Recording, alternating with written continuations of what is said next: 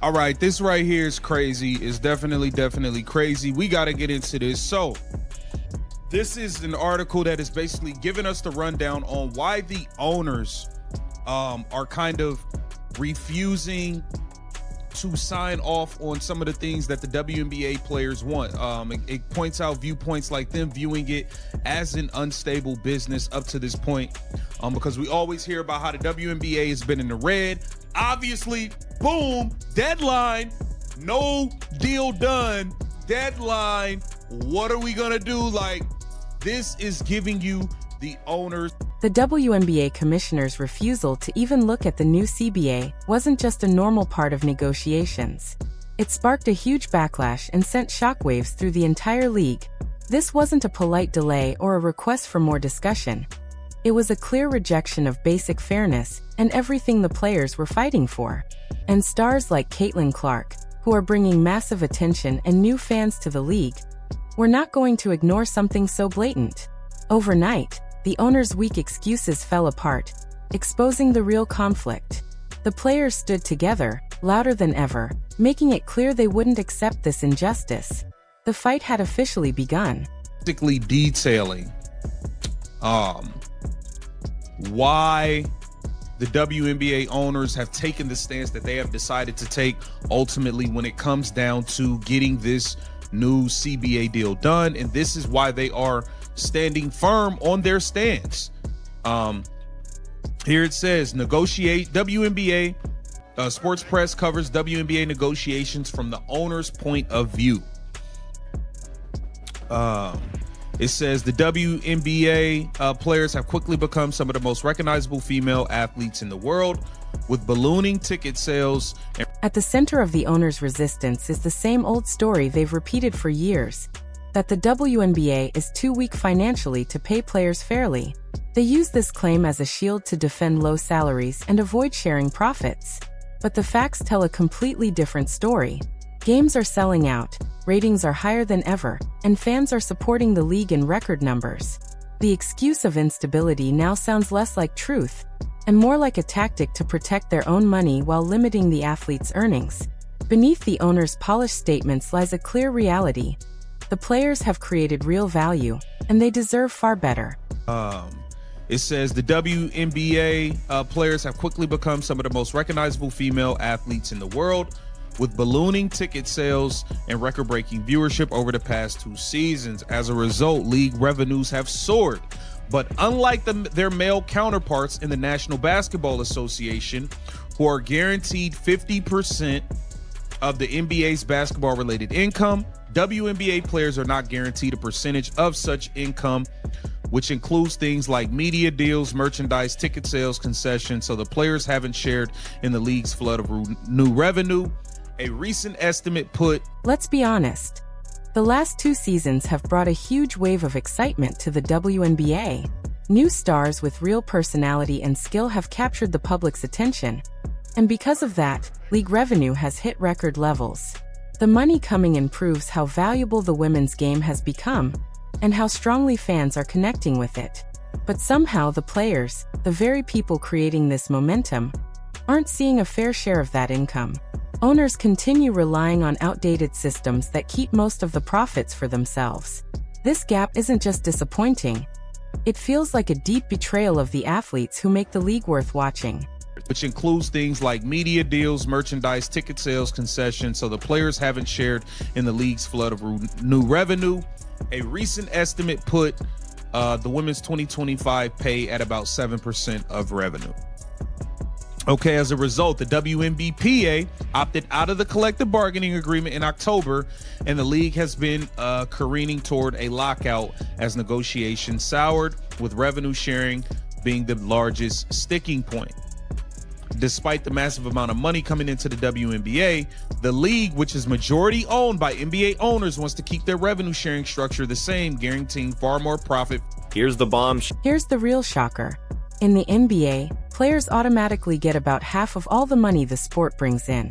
Simple, clear, and fair. But in the WNBA, it's completely different.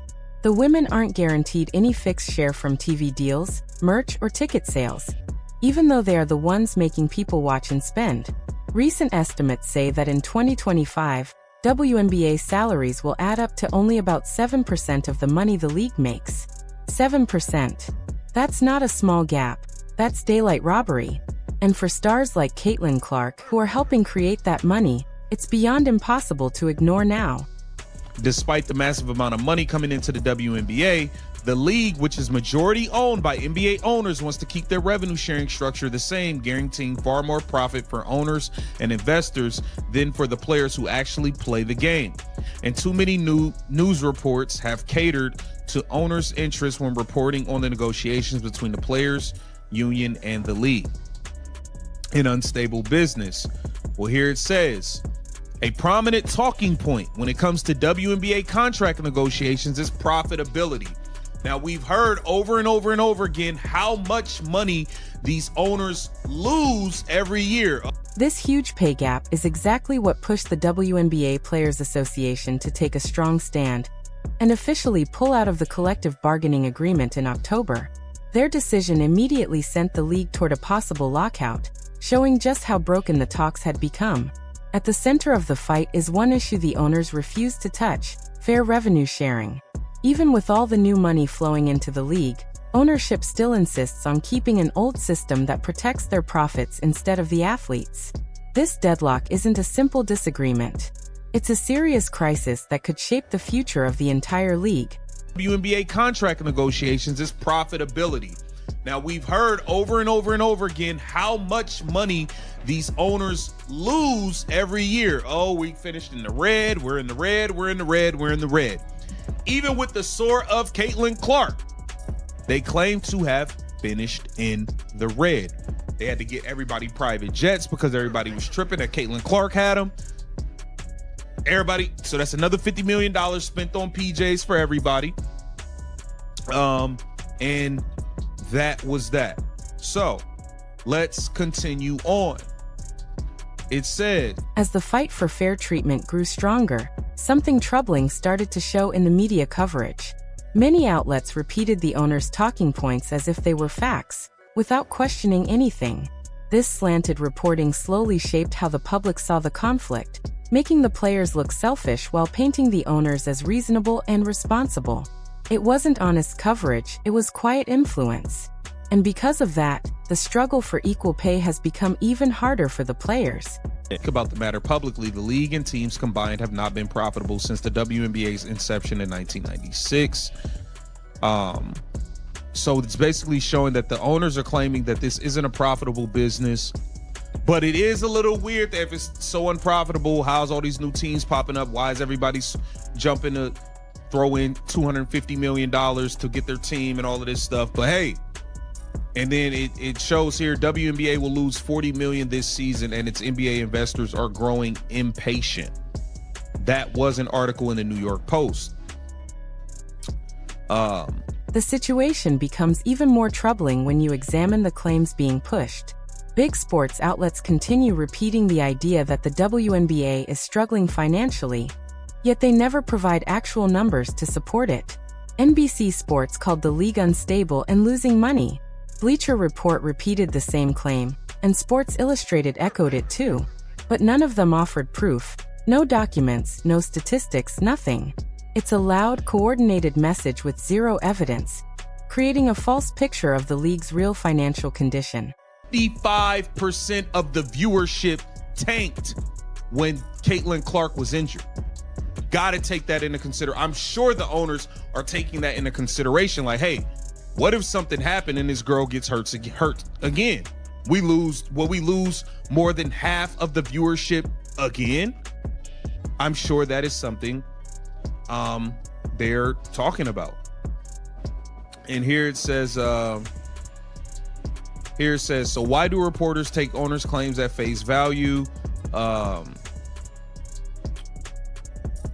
What makes this situation even more troubling is how The Athletic, which is owned by the New York Times, pushed the same storyline by claiming, through unnamed sources, that the WNBA and its teams have never made money since the league began.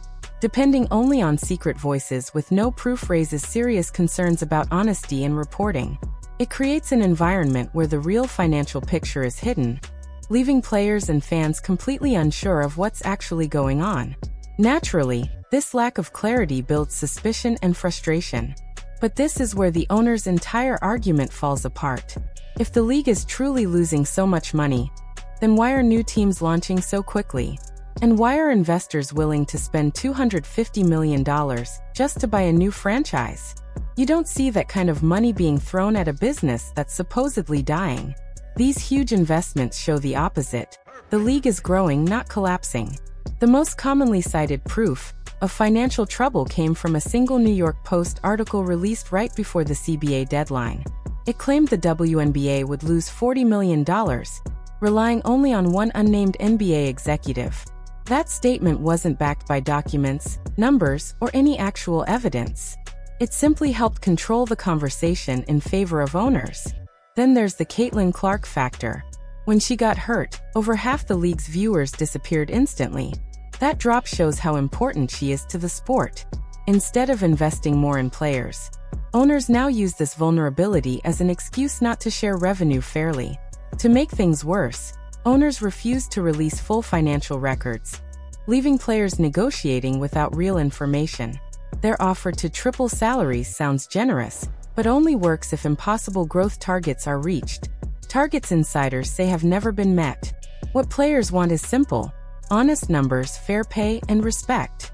Their fight has become bigger than a contract. It's about the future of WOM and sports, and everyone is paying attention.